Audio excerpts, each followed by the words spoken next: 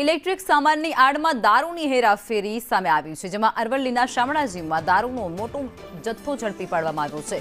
અણસોલ checkpost પરથી દારૂનો જથ્થો ઝડપી પાડવામાં આવ્યો છે। 63.40 લાખના દારૂ સાથે પોલીસે આરોપીને ઝડપી પાડ્યો છે।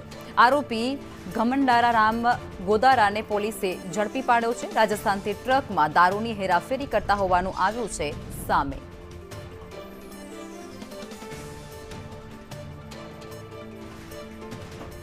અરવલ્લીના શામળાજીમાં પોલીસને મોટી સફળતા। પોલીસે વાહન ચેકિંગ દરમિયાન મોટી કાર્યવાહી હાથ ધરી છે, જેમાં અણસોલ ચેકપોસ્ટ પરથી મોટી માત્રામાં દારૂનો જથ્થો પોલીસે ઝડપી પાડ્યો છે, જેમાં રાજસ્થાનથી આવેલ ટ્રક પર શંકા જતાની સાથે જ તેમના દ્વારા આ કાર્યવાહી હાથ ધરાઈ। ટ્રકની તલાશીમાં ઇલેક્ટ્રિક સામાનની આડમાં ખાખી બોક્સ મળી આવ્યા હોવાનું પણ સામે આવ્યું છે। બોક્સમાંથી 389 પેટી દારૂ મળી આવ્યો છે।